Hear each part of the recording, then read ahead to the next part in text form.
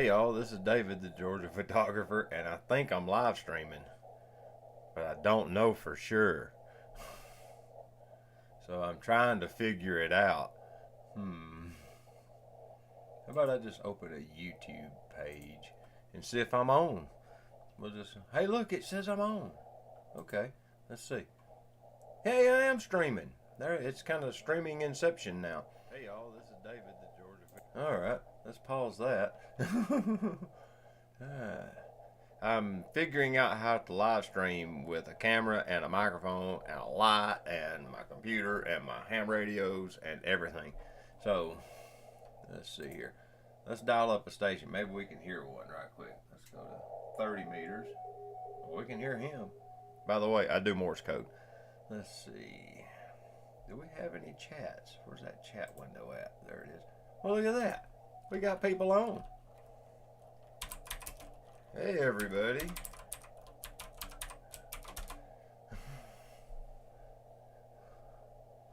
Look here. I actually got people watching my stream. I guess because it's Saturday night and you guys are super bored. Let's see, where was I going? 116. I made this little tiny VFO by buying an encoder, so I can actually change the frequency on the radio with this. The guy I'm looking for is in Washington, and he's on 30 meters on 10.116 megahertz, and I absolutely cannot hear him. Let's see. We can go back to the other guy. He was there. Let's see. What was that? Yeah. Something just came in. Let me see. Let me check this.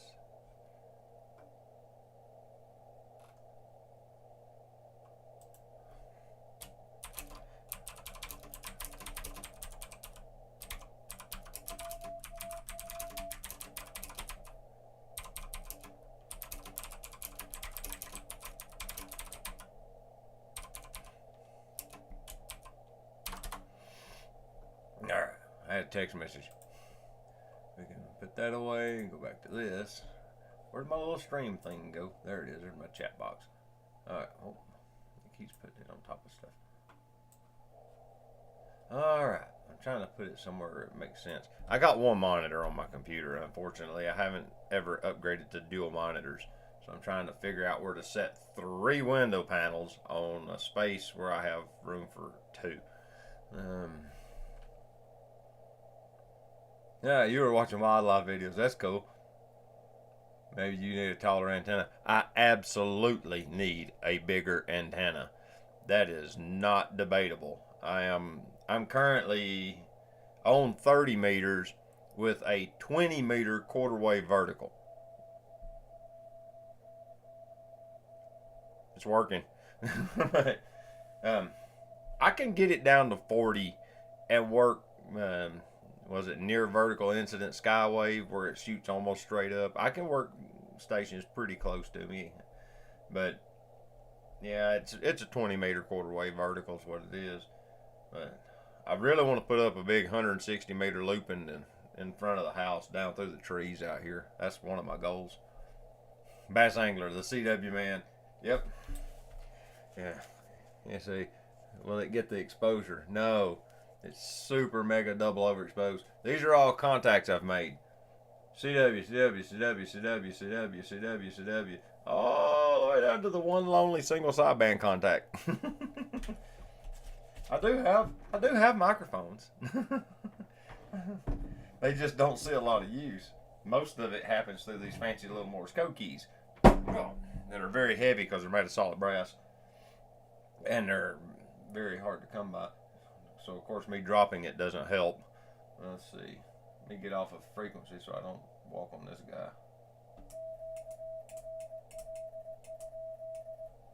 I can send QRL, and what that means is the frequency in use. So, you know, I just transmitted with the antenna tuner out of phase. But there wasn't enough current to really hurt nothing. I dial my power back. I don't run full power. I don't run. A lot of people will run the power maxed out, but you can run 50 watts and 100 watts, and the receiving station can't tell the difference. Really, it can't, unless the bands are just really in the trash can. So you can back your power down, protect your electronics on your final transmit transistors by running half the current through them. Makes sense to me. Let's see what we got here. Podcasting as a cottage industry nowadays. Yeah, it is, isn't it though? NVIS, near vertical instant skywave. You know what he say? I did a huge photography event. If y'all are on the Georgia Photographer Gathering, or if y'all can see my Facebook page, I uploaded an album of photos. Let's see. I have the technology. I'm pretty sure I can make this work. Let's see. If I do this. Okay, let me open a file. Yeah, y'all can't see it. Bear with me. Hopefully I didn't break the stream by leaving the page. I don't think I did. So I'm pretty sure this is okay. We'll know in just a second. Yep, right here. I'm opening a folder. Now, let's see. If we do that, and then change the view to preview pane. Now, just pick one. There we go. Yeah. Now, let's see here. And it looks like it was still working. 3D is half an S point. Oh, no. Okay. Oh, I'm catching back up. Podcasting content industry. That dude on the radio. What? 3 dB is half an S point or a full one. I don't remember if it's 6 or 3, but you have to have, like, for one full S unit is basically you have to double your output power, or is it 10x? It takes a lot to make one full S unit to change. Basically, you go from 5-watt QRP transmitters, like the ones in these little boxes and crap, to these great big 100-watt radios to get like 1 or 2 S units on the signal strength meter. So yeah, most of the time the signals I hear don't make the meter move hardly at all anyway. 330. Holy smoke. All right, Ron. Yeah, I guess you're going to photograph a waterfall in the morning. So, yeah, get some sleep. Good grief. Okay, here's what we're going to do. Let me see if I can make this work. I know what I need to do. I need to do this. Let's see if I can switch this. Let's move this over here. And then, no, not that button. Can you tell I am so prepared here? All right, now I'm set up like I want. Okay, in theory, I should be able to click this button, and then I should be able to do this. And now you guys can see the photo album from where I shot the Sacred Harp Singing today with this behemoth rig. I am using literally the Nikon 105 f2 DC Nikkor on the Leica SL2 and manual focusing and manual aperturing. I shoot pretty much wide open indoors because the light inside buildings is always super dim. So that's the reason I wanted the f2, was because it gives me another stop or two of light over any other 105mm focal length. But yeah, what I don't have is the chat box. I just realized that. All right, let's see. Let's go back to the chat box and see what y'all are saying. Yes, it's showing. Okay, good. But these are all shot manual focus, and these aren't the down res ones. Okay, if you'll notice, I have a folder here where it says resize for Facebook. I down res these images to 1920 by 1080 because Facebook does it for you if you don't, and you can't tell it on a computer monitor. I mean, that's incredible. If you can see this, you can't see me, but you can see the screen now. But let's see. I like loophole shots, as you can see here, and you always get the kids, and then the beauty of the f2 DC Nikkor lens is how it blows out everything that's not the subject of the photo. Yeah, there's Michael again. Jamie. That was... Do you believe people are still named Jeb? His name is Jeb. And he can sing like nobody's business. Let's see here. Let's break this down. But I can move down here to something that's like... You got all these people in the alto section. Let's see. Hubert leading a song. I want to say he's 92. Looks pretty good for 92, don't he? But yeah, this is a really it's something I've always enjoyed doing, is photographing these kind of events. Let me see if I can find.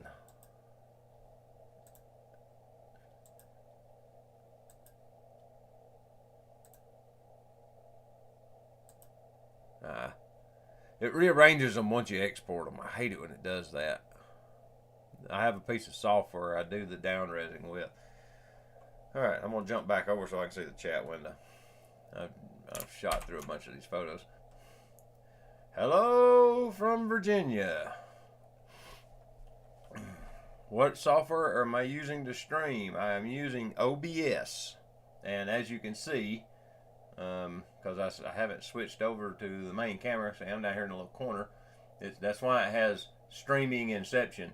You see the side over there that has the Parks on the Air stuff. And that's how I know where the Parks on the Air operators are. They have a page called Spots. Currently, all these Japanese ops are awake because it's daytime there now. This K7 EVM, I done made contact with him on 20 meters. Now he's on 40, 7.058 megahertz. He's done moved down to 40 meters. And he's in Washington State. I will not be able to hear him on 40. Let's see here. Let's go back to the... There we go. Now we're back to just me. But, let's see. Lens chasers, that's us. Yeah. Here's what I was showing you a while ago is the SL2 with this 105mm f2 DC Nikkor, and it's an old, since it has an external aperture, that's one of the reasons I chose it as well. But like all your zoom lenses to get to this 105mm focal length end up being like f2.8, f4. You just don't get this f2 aperture. It's just hard to come by, and that's the reason I figured out that in between 100 and 120 millimeters is where I like to shoot at these events. And as you saw in the photos, they work out about right there. And I can be about anywhere in the room I want to be, and this gets me a good full frame image. None of those images were cropped. It ain't that I don't like the crop, but I normally take so many photos that I don't go to the trouble of cropping. I try to get the frame and the camera like I like, and I just use the image right out of the camera. I run the level. Let's see if it, yeah. I don't know if you can see it on here. Let me see if I can turn it a little bit. You can see there's not much display information, but I do run the level, and there's a little tiny crosshair right there. That's the focus indicator, or what it's showing what I'm focused on. And then if I'm, let's see, right now it's out of focus. How about we focus it? There we go. And then if I hit this little joystick button, if I press it in, it zooms in. And then I can confirm focus. See, let's find something. See there? And then push past it, push it back, and it's in focus. You know, it works really well. And even with this old Nikkor lens, it works like a dream. And this system takes stunning photos. I mean, like I said, those were down-res images I was showing you. And yeah, the full res images are ludicrously large, like 8300 by something pixels, 4000. Well, it's 47 megapixels. This is a bajillion pixels. And for uploading on the internet, that's wholly unnecessary. Let's see.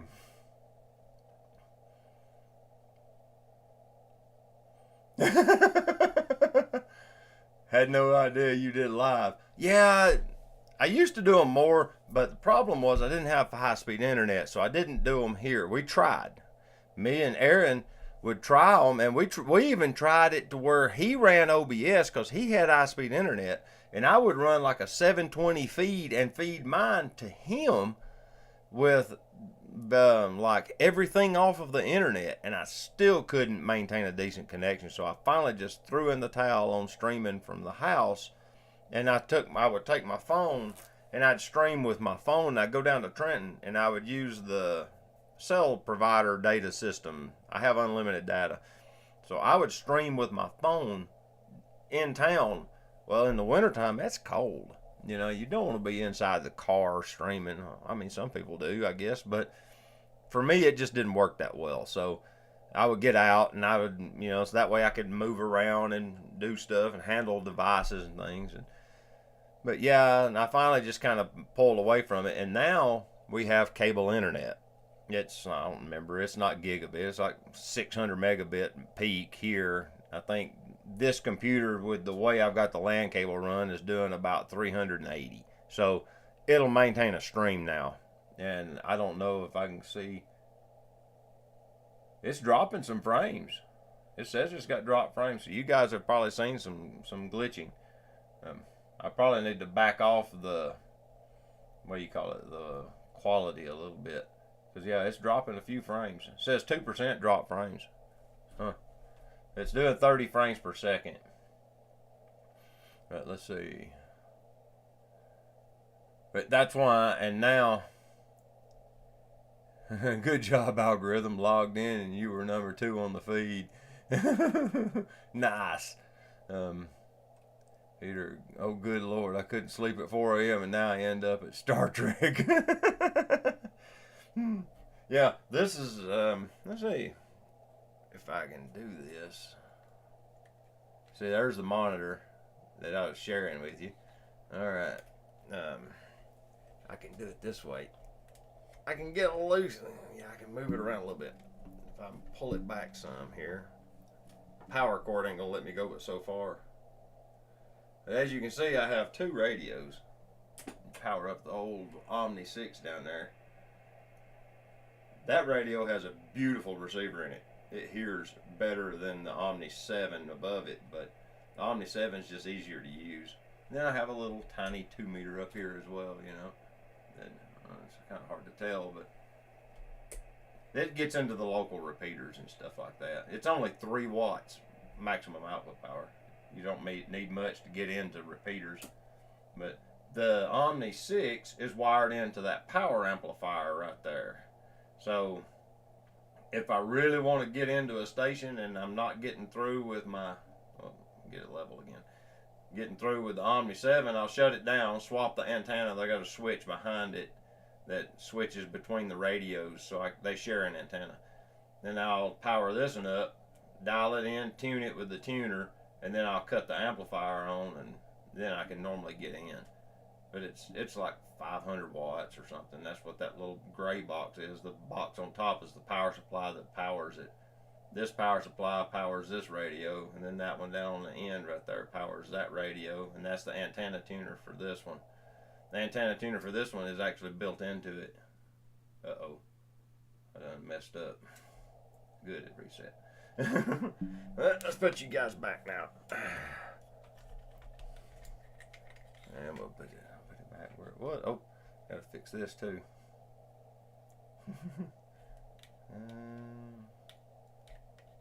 So where I'm actually in frame a little bit. Somewhere about here, wasn't it? There we go. Now, let's see. OBS is a hog for bandwidth. Yeah, I've heard that too. I've watched several videos from streamers on how they set theirs up, and that's how I got the basic. Like I've got 2 scenes instead of like 6 or whatever. I have the main camera, which is what you're looking at now, and then when I switch it to internet display, it shows you the screen, and it's got me down in the superimposed in the corner, and then I can switch back. It's kind of, I've got it pretty simple right now, but let's see. All right, let's go back up here. I got to scroll back up and read some of these comments. You guys are wearing it out on me over here. Oh, look, I can spread these out where I can see them easier. This is awesome. I'm learning with you guys. Star Trek is love. Star Trek is life. I'm an OG Star Trek Trekkie.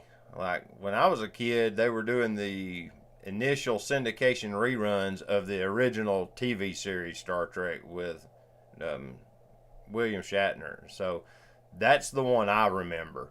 And then I seen the Next Generation, I think. And then I saw a little bit of the Voyager ones. The Voyager ones were pretty cool. I like them too. I never really got into all the little spin-offs. Ever adapt a Petri lens to Canon? May have to swap the flange for M42. Thanks for your content. I honestly, Gear Junkie, I don't own a Canon camera, and it's not because I don't like them or I hate them or anything like that. I've just never bought one.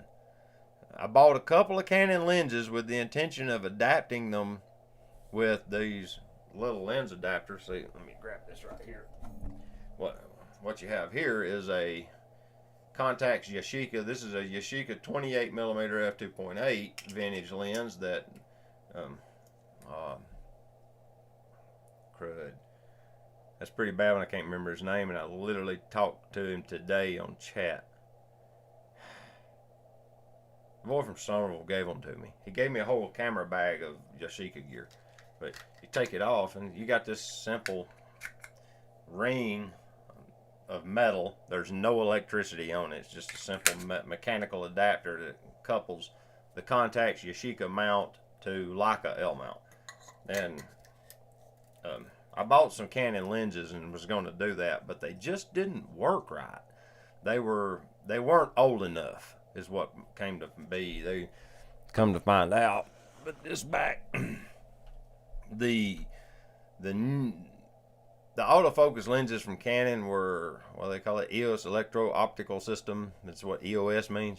They had a lot of electrical controls, and they just didn't work right in manual operation for me. I tried to use them, but just something wasn't right about it. So I actually wound up giving them to a friend who had a Canon, and she's been using them to photograph her little girl and their family ever since. They live up north. I mailed them up there to them. Let's see. No glitching. Good. It shows I've been dropping frames. Actually, it stopped. I wonder if it was dropping frames when I was doing the screen sharing, because it hasn't dropped a single frame since I said that. It's at 617 drop frames currently, and it's been there. That's what it was a while ago. That's kind of interesting. Let's see. Looks good. Glad you're streaming again. Thank you, Hassan. Hey, Dave. Hey, George. Just saw you went live. Let's see. Looks good from here. All that stuff means good disposable income. Congrats. Hey, let's see. I bought this lens. I've had it quite a while. I probably bought it in 2017. Yeah, I've had it 5 or 6 years now. I bought it for the D810 to do portraiture. That was the plan. It was right when they discontinued the manufacture of them. I got online and bought one while before I figured they would get kind of rare since they discontinued them, and I went ahead and grabbed me one of them. But the SL2 I bought a year and it's been about 15 months. I got it like a year ago May. I've had it a long time. I actually really, really like this camera. It has really impressed me. I do use autofocus glass on it. Like, I have the 50mm f2 Summicron. If you take off all this hardware, but it's the autofocus on this thing is incredible. Pretty sure this one only has one focus motor, but the 24-90 zoom that's up on the shelf there has 2 focus motors in it. It's so massive. That's how they get it to move the mechanism fast enough inside the lens. So yeah, I have some autofocus lenses, but I don't shy away from the manual glass. Like this is my ancient 35 millimeter f2.8. I think this one's actually Leica. Yeah, it's an old R mount lens. I had this glorious idea. I don't know if y'all seen it, but I have. It's kind of nice to stream from the office because all my stuff's in here. I bought a Leica R8. Now you think, because it says Leica, that it would be crazy expensive. The R8's not, because they're film cameras. Yeah, see? It's currently got HP5 in it. And I don't remember, I think I gave like $600 for it. Yeah, and this one's actually, the R cameras up till the R8 were all designed and manufactured under license. They were made by Minolta or engineered by Minolta for Leica. And Leica actually designed the R8 and R9 themselves. But yeah, it was incredible how economical you could get a Leica film camera. And the 50 millimeter, I think I paid more for this lens, come to think of it. But this is a 50 millimeter Summicron R. It's the R mount lens. And I thought this 35 Summicron or Elamard or whatever, f2.8, would fit, but it's actually the wrong generation R lens. That's a rabbit hole of itself. There's 4 or 5 generations of R mount lenses, and they are not backwards compatible.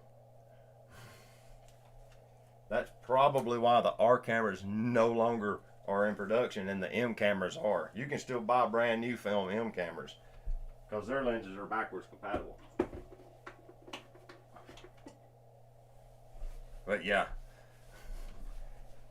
I was going to use it, but I found you can get an adapter and you can put it on your L mount cameras, and it works great in manual focus. Let me see.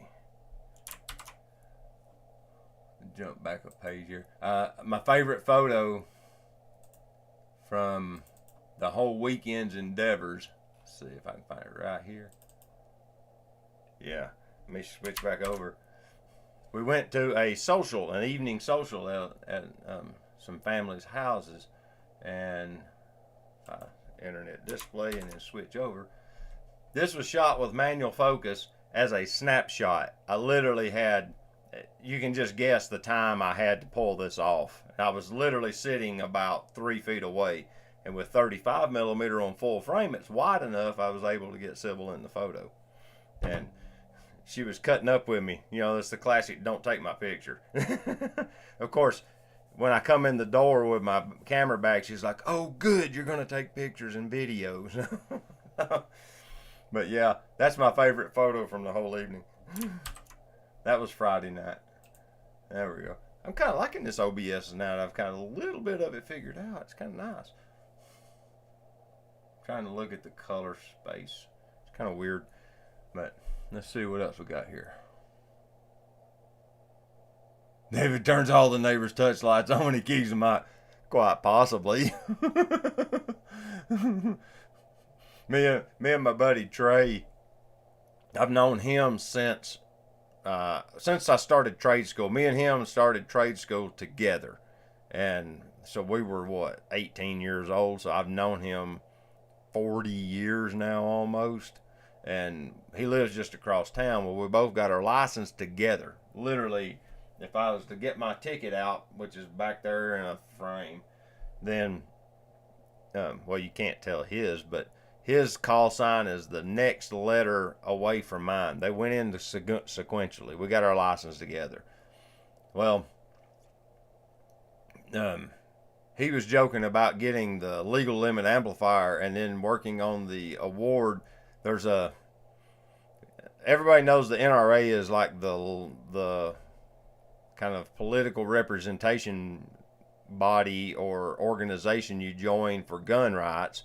Well, the ARRL is the same thing for radio, and they're exactly the same thing. They just lobby Congress to try and protect ham radio.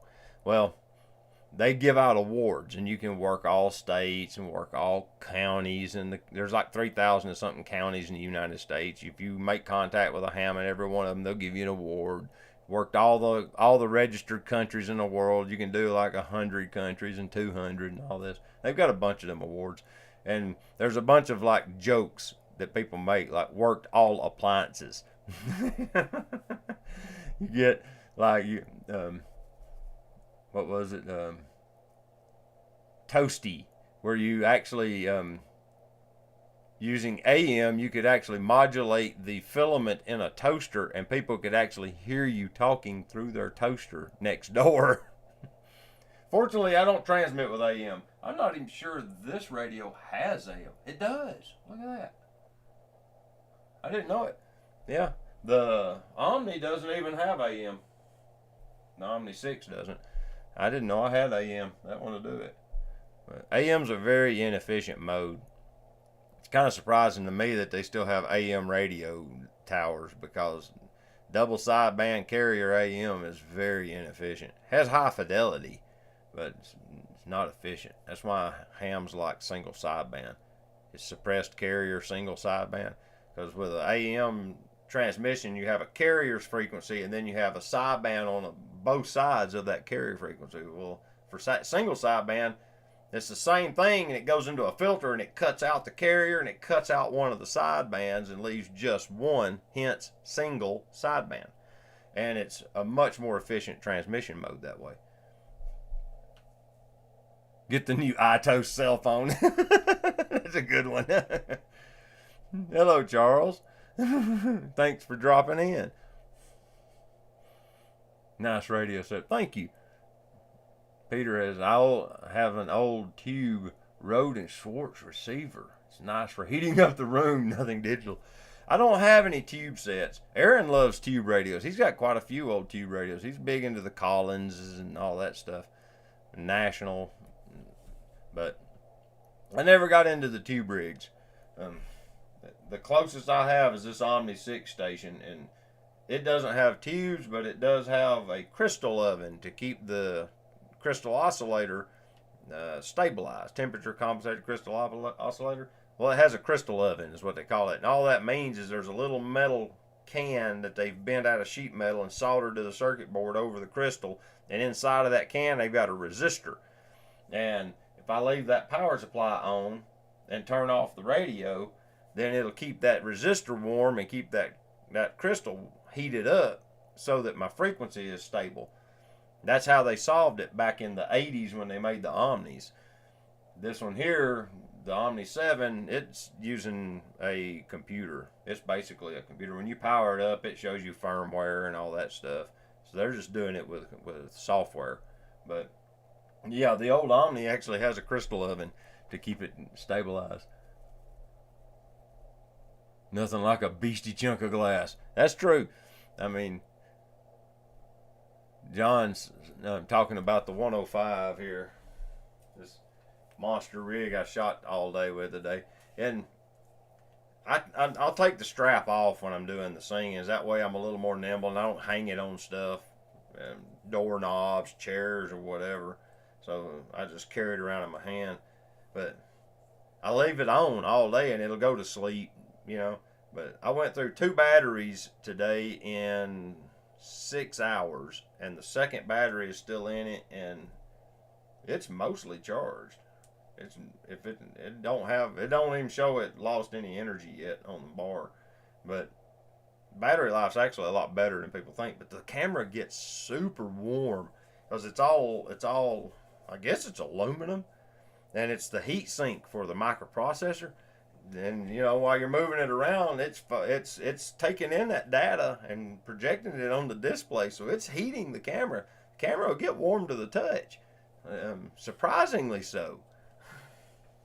Oh, I'm gonna show y'all something you don't see much. Bass angler's like, uh-oh, he's after it again. Hello, Charles. Watch out for the talking toast. Don't you know that would creep out some little 6-year-old kid making their breakfast in the morning in the 50s? They go in the kitchen to get their toast, and the toaster says something about WK4DS, QRT. I'd look at that toaster a minute. But the 105 has a built-in lens hood. Everybody pretty well knows that. These old metal body lenses, most of them did, the higher end ones. But here's another luxury of it. If you start turning it counterclockwise, it'll turn a minute, and then it'll stop. The lens hood locks in the open position. You can cinch it down. It's a little cam system in there. If you cinch it down, it's almost impossible to break it loose. Ask me how I know. But the reason I know that is it took me forever to realize it's left-hand threads. I have to unscrew it to seat it, and then you break it loose. And as I'm turning it, I'm pushing down ever so slightly. Once it unlocks, then you can collapse it. But yeah, you can easily crank this thing down thinking you're going to break it loose, and you're actually tightening it. Yeah, I thought I messed it up at one point. I cinched down on it. I run the defocus control at 2 on the reverse, on the rear, 2 to the rear for f2. That way I can go to any aperture and it won't give me that weird background. This whole defocus control is it's almost a gimmick. It really is. It does help blur the background a little bit. If you're shooting portraits of people, then shooting wide open at f2 or maybe f2.8 and then setting this equal to whatever the aperture is you're shooting at, it does make the background a little creamier. It does. I don't know how it does it, but the edges are a little better blended. It's just smoother. But I normally just set it to 2 and leave it. 2 to the rear. If you set it to the front, everything looks weird. Your bokeh has to be foreground objects. Like when I was doing those loophole shots and shooting through people's shoulders with the space between them to get somebody, then if I wanted the foreground elements, you would set it to the front. But it would be so minimal. Honestly, if I was going to sweat it, I'd probably just set it to neutral in the center, and that way it wouldn't have any effect on it at all. The lens, even with the DC turned off, is still stellar. It's one of my favorite all-time lenses. Even more so than the 105 f2.5, which I actually sold because I never used it.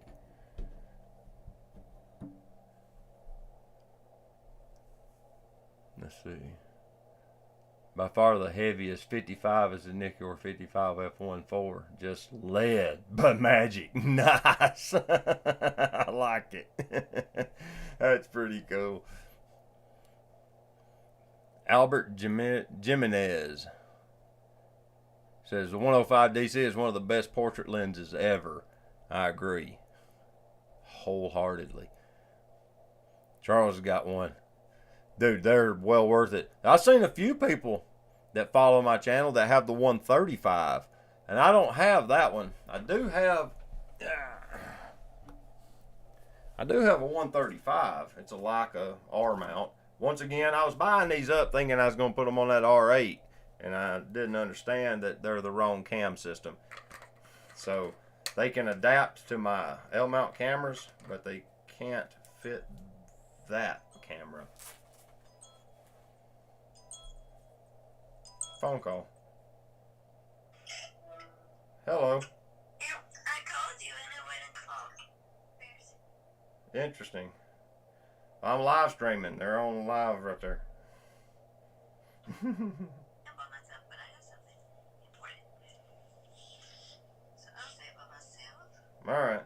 Why didn't you come before? Well, because I was live streaming. I already reminded you. Uh-oh. Oh, look at that. I had phone calls and didn't know it. Alright. I check eBay and KEH.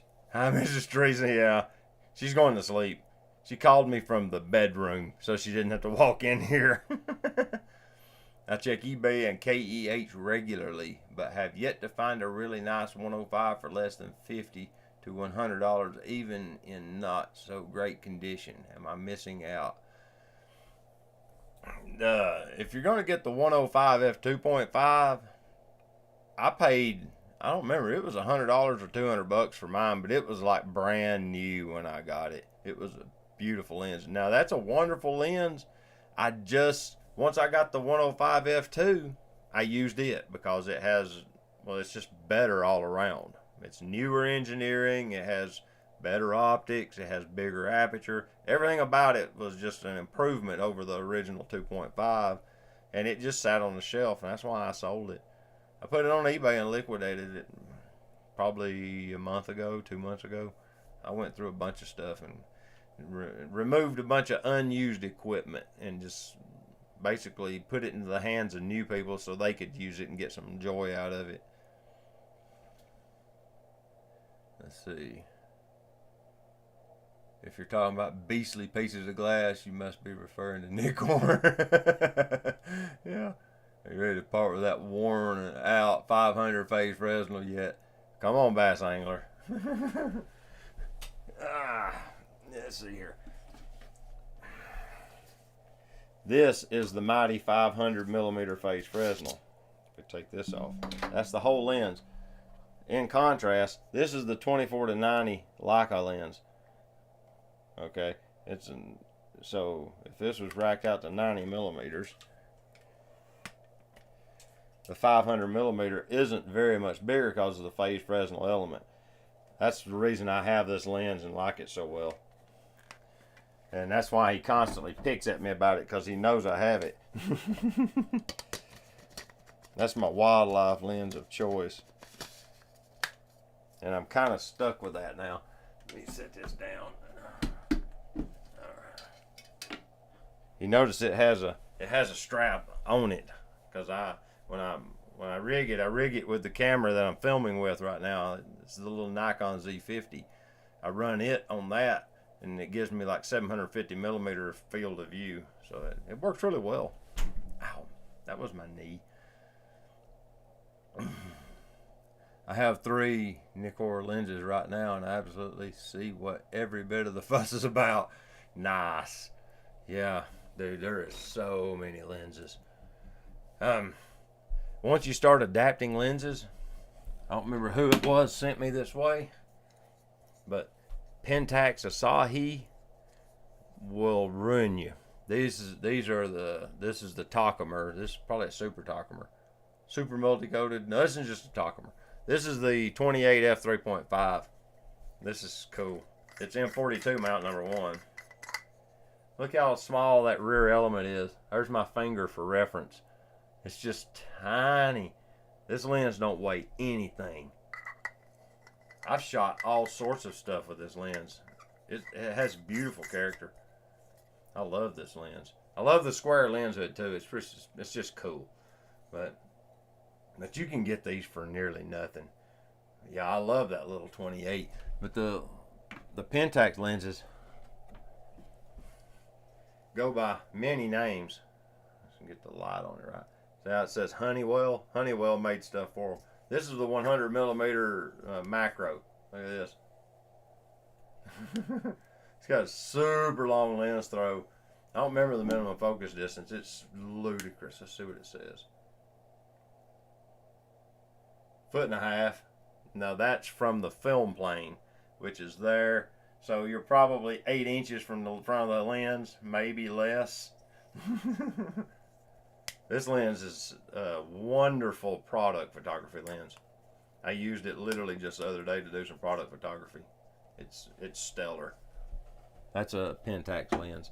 I have real good luck. Yashika lenses are kind of hit and miss, but Pentax glass is wonderful, and Olympus glass is wonderful. If you love adapting old lenses, both of them are something to look at. Olympus glass is a lot more expensive than Pentax for some reason. But yeah, Pentax makes some beautiful lenses. Oh yeah, I know about them. Yeah, you're not telling me anything.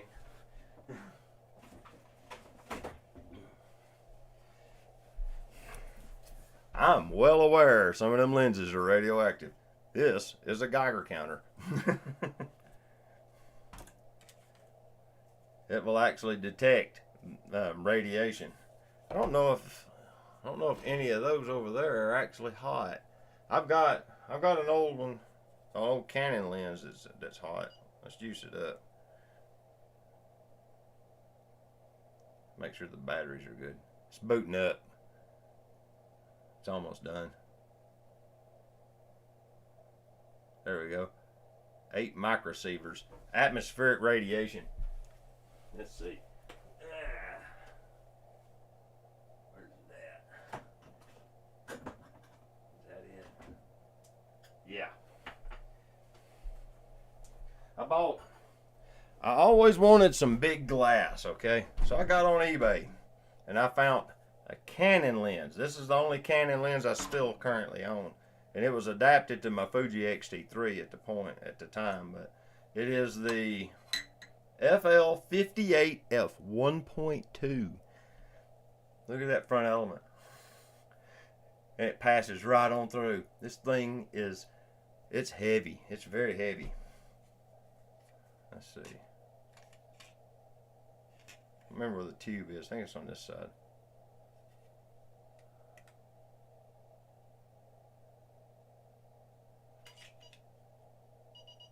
Yeah.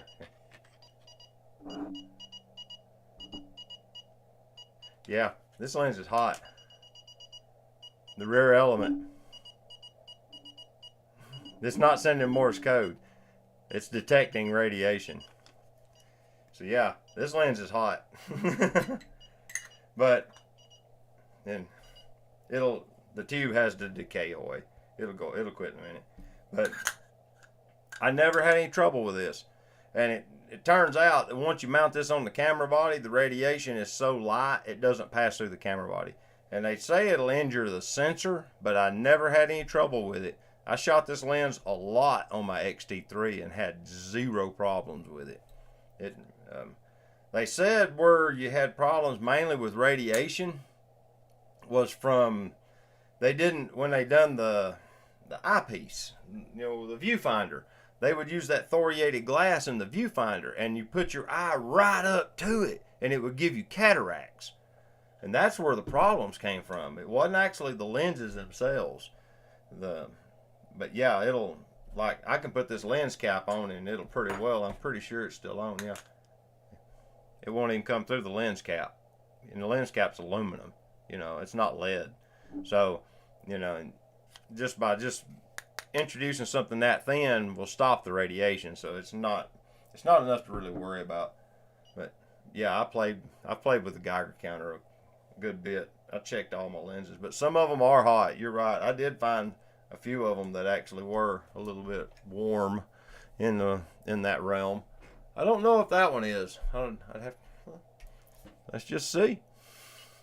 We'll just power this right back on and let it boot back up because I just turned it off.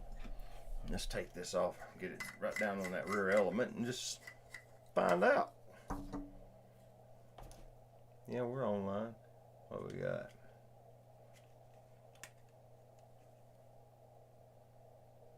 There's a tube in here, and I'm pretty sure, I don't remember which side it's on. The battery compartment's there, so it's going to be on the other side. That tube is what detects the radiation.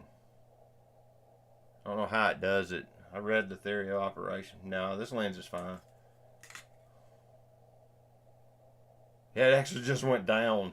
So yeah, this one's okay. but yeah. I keep that Canon lens mainly now just to show people that lenses were radioactive because I still have the Geiger counter. You can get these from Amazon. That's where I bought this one. This one's a One brand, O-N-E.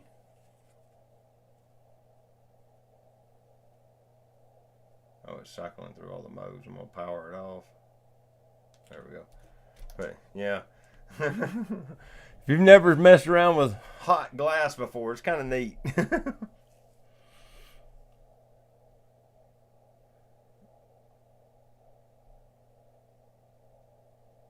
Breaking out the 500 for the raffle.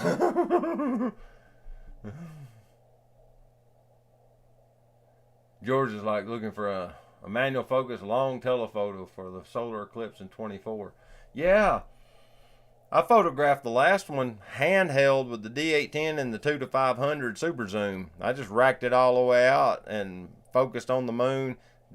pushed the exposure compensation down. I don't remember, it was a bunch. I think I finally went to manual mode to get it underexposed enough that the moon wasn't a white disc and you could actually see the moon. Because I was doing that corona, the halo thing, what do they call that. But yeah, you should be able to get. I would look for something stop down.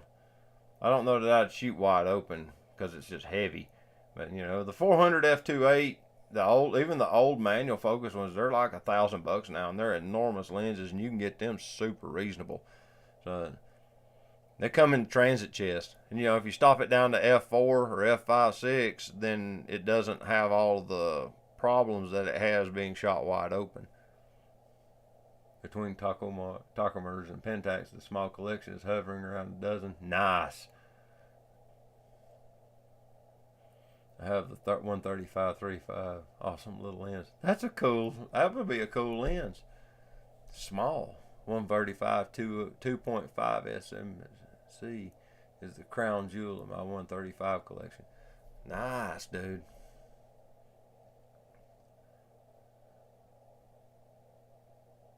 Stupid voice to text is not catching all of my words.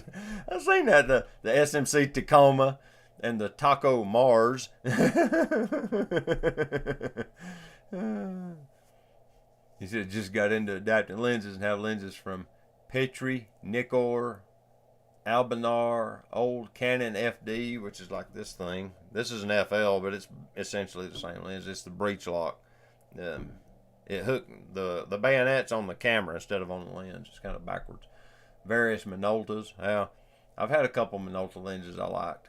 I might still have the 58mm in there. I really like that 58 I bought, or 55. Auto Recon. Auto Sears. I've got a Sears lens right over there, actually. No? Where did I put that Sears lens? I don't know. I had one. I think it might be in the cabinet. It's an old zoom lens. Auto Sears, yeah. Chinon. Chinon's good lens. This goes on and on. Hashtag rabbit hole. Yeah, buddy. The little Yaesu 2950R I bought had a built-in CW trainer. That's cool. A lot of people don't realize you can do this. If I reach over here to this Omni 7 and hit the menu button one time, and I dial this VFO knob down to the third item down the list, it says transmitter. And if I turn this multi knob, I can turn off the transmitter. Now, it's not transmitting. So that was my name, my call sign. You can send all the Morse code you want with your radio if you turn off the transmitter. Most of them, like the old Omni 6 Plus down here, you just turn the RF power all the way down. But on this one, minimum RF power is 5 watts. It's still transmitting. So it has a function in the menu where you can actually turn it all the way off.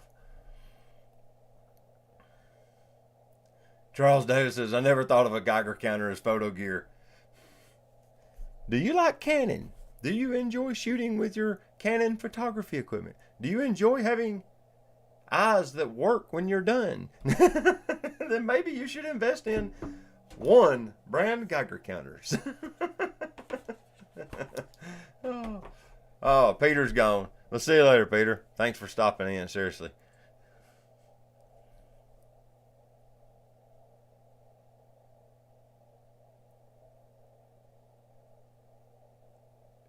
Albert Jimenez says, Nikon committed a grave error by failing to design an autofocus screwdriver lens adapter for the Z system when they lack fast lenses.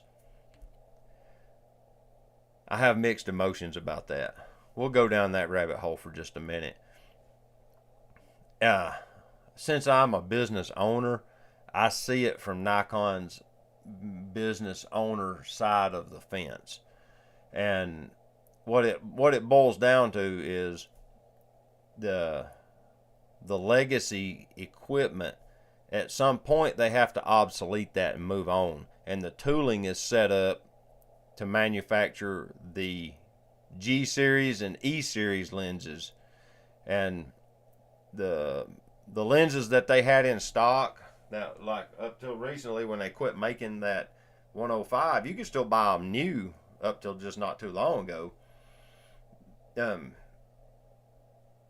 They were working with what's known as new old stock parts. They were building them lenses, and they probably had lens barrels and focus mechs and all of that in bins, and maybe they just had to grind the glass to go in them, and they would run a batch, and then they'd ship them off to Adorama or B&H or whoever and have them distribute them for them, or whoever in England sells Nikon camera gear, you know. But the point is that at some point they switched their manufacturing over to manufacture the new gear, and by doing that, that forced them basically to have to draw a hard line in the sand and says, okay, at some point we have to stop basically supporting with new equipment. Now, as a Nikon shooter, and when the Z system came out, I had a D810, and I had, what was the other one? I had a couple of D200s. I had a D40, of course. I had another one. I had a crop sensor one. I don't remember what it was now. Then I bought the XT3, and I don't remember what I'd done with the crop sensor camera, but I had about 3 or 4 Nikon DSLRs, and I loved them, and they worked great. But yeah, before I would pull the trigger on the Z system, I wanted my Nikon screw drive lenses to translate, because I had the 35 to 70 push-pull zoom. Then I had that thing, and I had 2 or 3 more. I had quite a few screw drive focus lenses, and I used them regularly. And I really wanted that 80 to 200 screw drive because it's gorgeous. The lenses produce wonderful photos, but they never dropped the adapter. So I waited and I waited and I waited and I waited and I waited and I waited. And I finally bought a Z6 about a year after they launched. And I liked it. It was a wonderful camera. I shot with it a good bit. But it just irked me that I couldn't autofocus with my Z, or on my Z with my screw drive focus glass, just like you said. To me, it felt like they just missed a golden opportunity to segue so many loyal users into the Z system by providing that one piece of equipment. And you know they have the technology. It would be easy for them to do it. It might be a little clunky for an adapter, but it would work. And it would get so many more people into their Z system. They'd buy the camera bodies, and then they'd get a lens, maybe in a kit, and they'd see how good the glass is and how light it is. And I can just see people slowly moving over and getting into the glass. Excuse me. It was just kind of sad that it never came to be. But that's why I started messing with mirrorless cameras in different brands. It was because if my lenses ain't going to autofocus on the Nikons, they ain't going to autofocus on the competitors either, so I may as well just shop around. And then Bass Angler told me one day, have you ever looked at Leica cameras?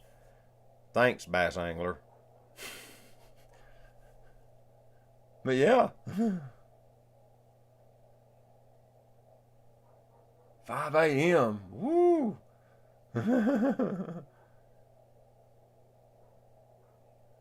Yeah, I have to admit I have a fair amount of Canon gear.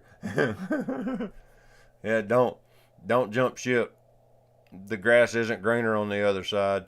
I am firmly convinced any mirrorless camera manufactured after 2017 will take stellar photos. Stellar photos. You just got to learn to drive it. And that's one of the reasons I refuse to change camera bodies. I'm going to use this SL2, and I got the little CL. It's right here.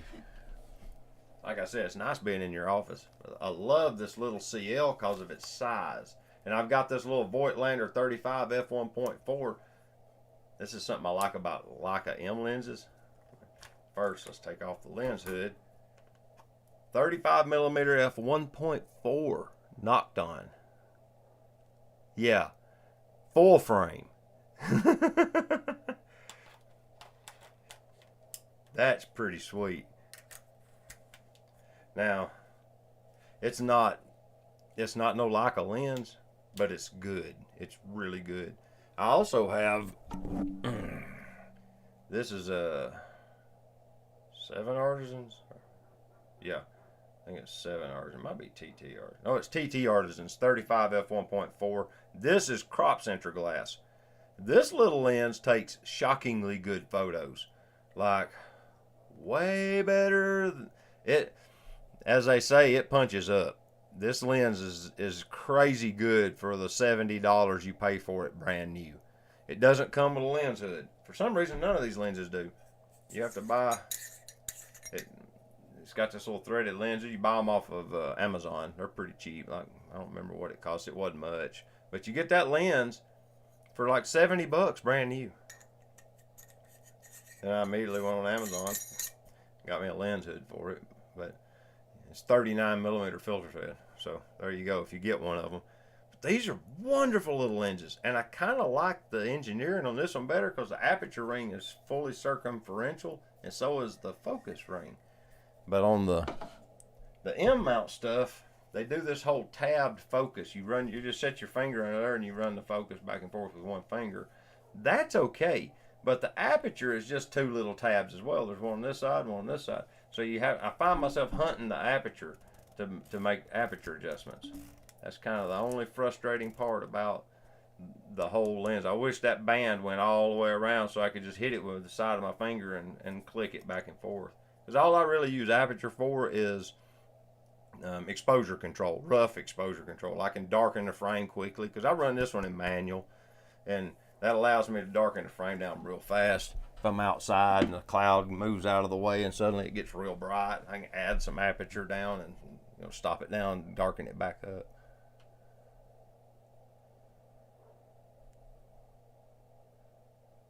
Silver Fang, he's back. How you doing this evening? Finally got my streaming setup put together, and I'm in the ham shack. I've done gave everybody a tour, dismounted the camera, and showed them. Let's turn the transmitter back on. Matter of fact, it's just sitting over here making noise in the background for nothing. But y'all hear that silly dog out there barking at the dark? Let's see.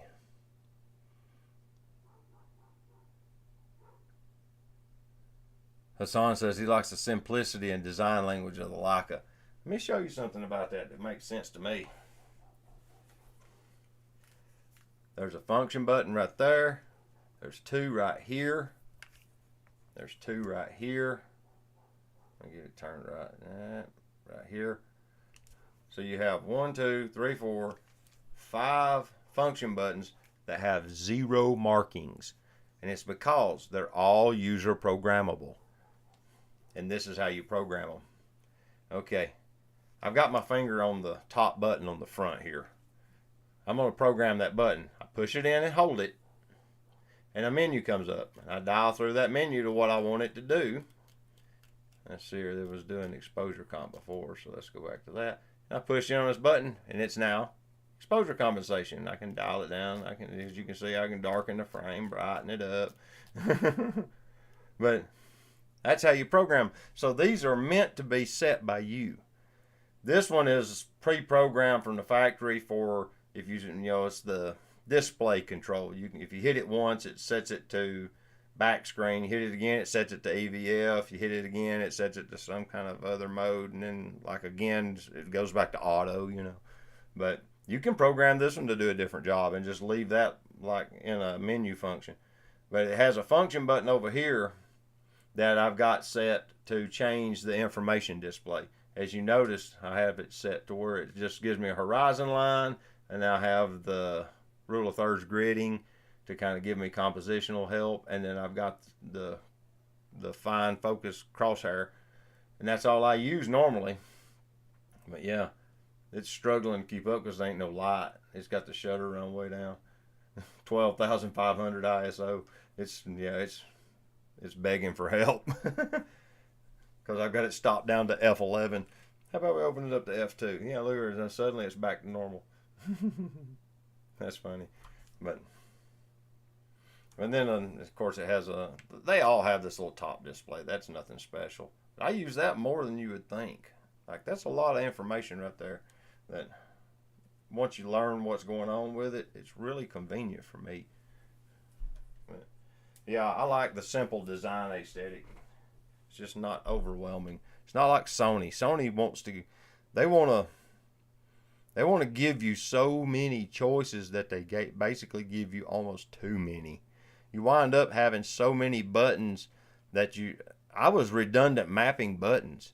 I had so many functions, or so many function buttons I could map, that I would map 2 and 3 together in an area with the same function. So if I missed one and hit another one, it would do the same thing. It's kind of weird.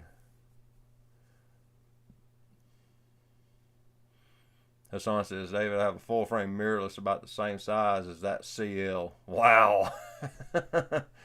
That's right, you have the Panasonic. I think you do. Pretty sure you got the Panasonic, don't you, Hassan?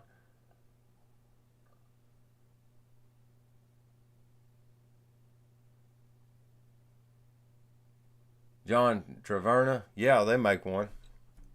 This is FD to Fuji X. If they'll make that, they'll make the FD to, yeah, they would make them. I'm convinced you can get it. I bought almost all of mine either off of Amazon or eBay. I typically go to Amazon first because, you know, the Amazon app is easier to use, and they're here a lot of times the next day. I guess they were storing them in Chattanooga. I was buying so many of them.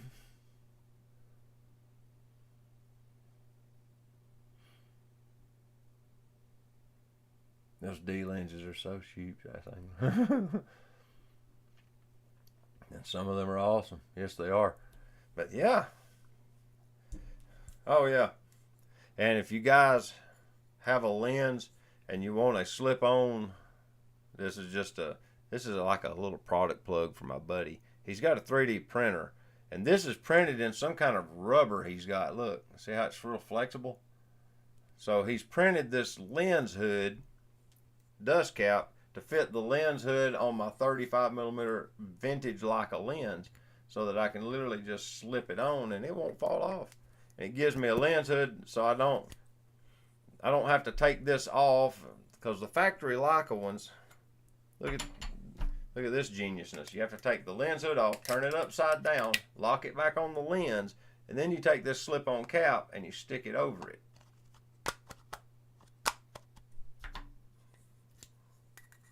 Maybe I've got the wrong one. No, there it goes. But yeah, let's see. This one actually stays pretty good. This is the one off the 135. But the ones that came with the 35 and the 50 I have of this size, they just fall off. And they'll go on this. Yeah, this one's a different size. They normally will slip over this, and these little springy buttons is what holds them on, and it'll sit right there. I don't even see one over here now. It's like a big mistake they made, just to tell you the truth. So I had Keith 3D print me one. I was going to get him to make it out of hard plastic, but he had this rubber like stuff. It's flexible. He's like, I'm gonna try it out of that. It works wonderfully. So yeah, if you've got some kind of oddball lens you want a lens cap for, he can make them. I'll give you the hookup. I can line that crap up easily. Because he's wanting them 3D printers to pay for themselves. It is still L mount. So when we meet up, David, we can still share lenses. There you go. I haven't given up on that. There has been developments, and I haven't been able to get away very far. I did have the Lumix S5. I thought you did. I just picked up the Sigma FPL. Interesting. L mount, 61 megapixels. Holy moly. Don't even need that much, but I carry it everywhere. Now that's the cool part. 61 megapixels. Wow. That's a full, like, 35% more than mine, and mine has a lot of megapixels. Like the zoom on a 47 megapixel sensor is insanity. 61 would be mind blowing. Man, you guys are crazy.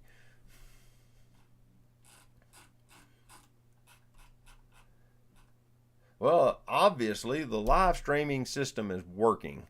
That was the main purpose of setting this up tonight, was to just see if the microphone worked, because I was seeing my audio meter on the screen here. Like, let's see here. If I do this, y'all can see now. I can move the mouse over to. That's interesting. This is what y'all see. If I move me out of the way now. But you can see this audio meter now down here. And I was making sure that that was actually going to the stream and it wasn't internal. Oh, that was a mistake. There. Let's just do this. All right, John. You have a good evening. But yeah, it was to test the microphone, make sure it worked, make sure I had the microphone and the camera disabled, make sure I had the capture card plumbed in and working correctly. I just wanted to proof it all out and make sure everything was up to snuff.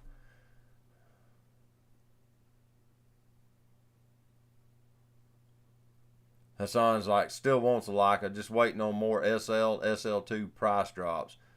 I've been noticing the SL, you get the SL or SL601, they're getting pretty reasonable. The problem is, I'm going to show you the problem. Alright, and this one. This is the problem with the SL system. I carry 4 batteries, okay? I have 4 batteries for my SL2. That's over $1,000. For real. They're $275 a piece. Now, I shopped around. I'm in a Leica users group on Facebook, and guys will put stuff on there and sell it. And there's a couple of really reputable. They're basically what I'd almost call them kitchen table dealers. One guy, David Hugh, is out in like California, and then there's another guy, I don't remember his name. I bought most of these from that David Hugh guy. They just constantly flip Leica gear.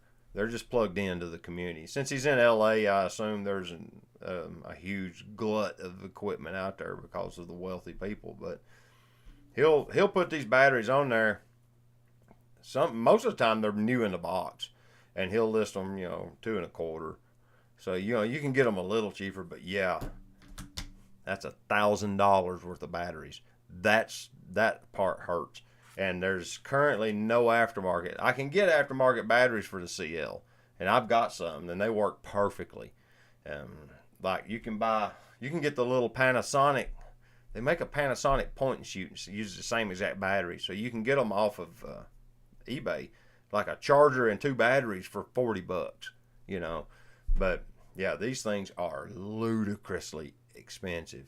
But like today, I done 6 hours worth of photography and shot several hundred photos and went through 1 battery and had just started on the second one when we wrapped up. So, they got good service life. But yeah, be ready. It's crazy how expensive the batteries are. Now that I pulled that one out of the camera, I don't remember which one it is. I just have to use one of them. So yeah. That's where they get you, is batteries. Brian, how you doing? Thanks for stopping by. I don't even have any way of knowing how many people are logged into this stream.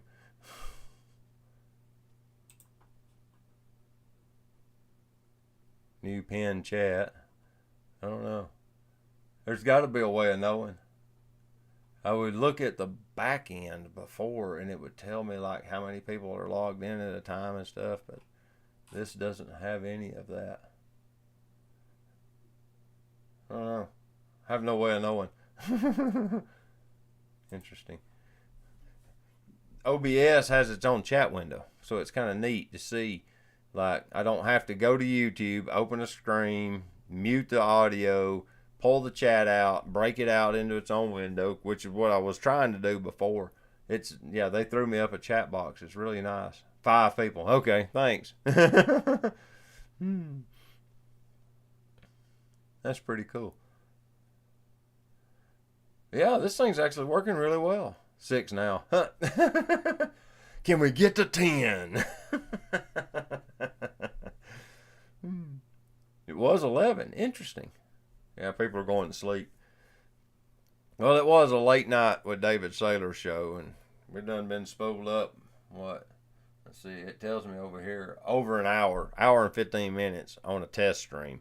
So that's pretty cool. All right.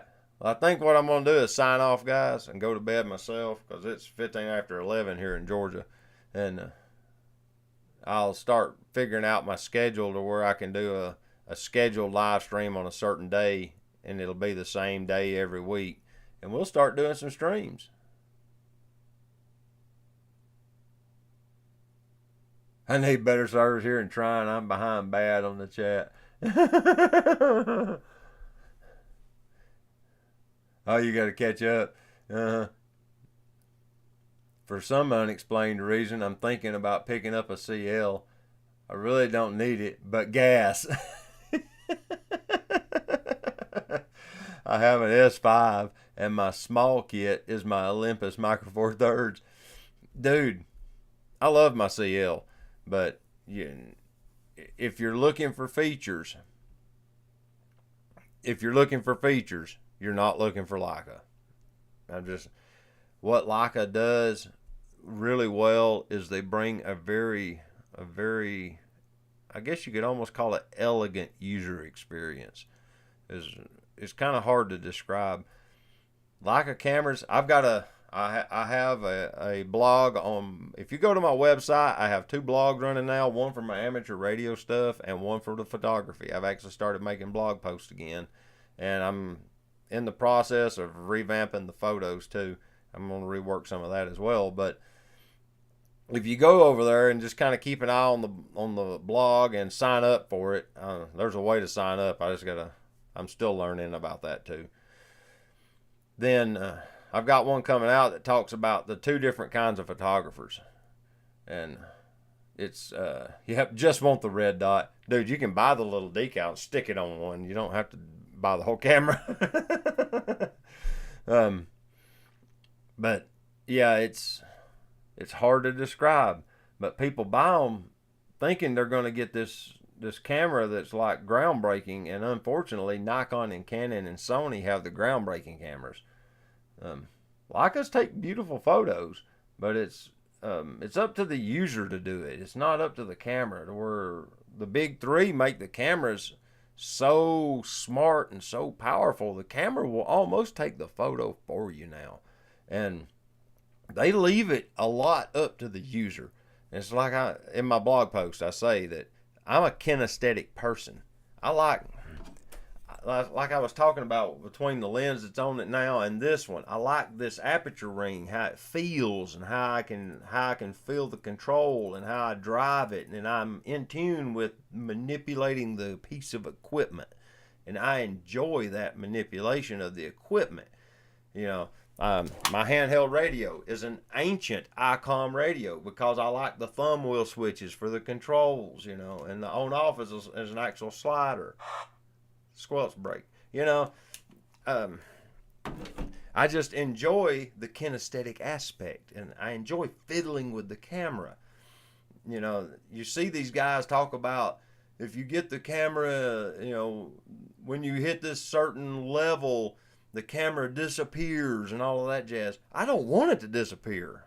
My whole point is I like to interact with it, and so you got to decide if that's right for you, because the auto functions in the Leica aren't super great. They're pretty good. They're pretty good. The face detect and the body detect stuff, it works okay. I've messed with it and used it some, and it does. It works. The tracking stuff, it actually works. The little tracking thing works too. But yeah, they're more kinesthetic. They're meant to be played with, you know. So don't set the bar super high. That's what I'm trying to say. Good night, Silverfang. You're probably already gone. Hassan's gone. Oh, Bass Angler's leaving. Okay. Yeah, I think that's what all need to go to bed. I done wander down another rabbit hole. Just want that red dot. Yep.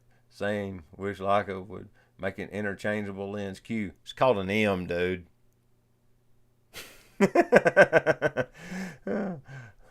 I get your point though. I wish they offered the Q with a 50mm lens or with a 35, like you could order it with a whatever focal length you like to shoot with. I don't prefer to shoot straight with 28mm. I prefer to shoot with 50.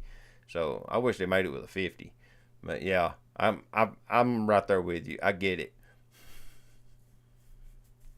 I don't like the rangefinder display, the viewfinder on an M. I can't drive it. The way my close eye focus is and all, it just doesn't work for me. That's why I like the EVFs on these cameras. That's why I love that SL.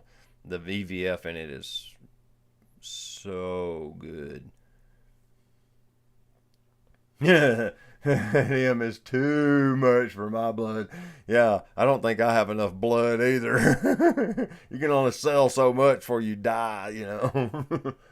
Those M's, they're way up there. They're more than the SLs. Yeah, they're high. Look who jumped in, Phil. Hey, how you doing this evening? I'm playing with OBS and seeing if I got all the stuff set up right. So that's what this whole stream is about. And we've just been jabbering about cameras for the last hour and 21 minutes. Oh, look, it's climbed back up. There's a bunch of people here that we wasn't aware of. You can't make a video about going full auto with your Leica and then go live and say that Nikon, Canon, and Sony's cameras do everything for you. I just did. Oh. Oh, it's still the photographer, David. Yeah, yeah.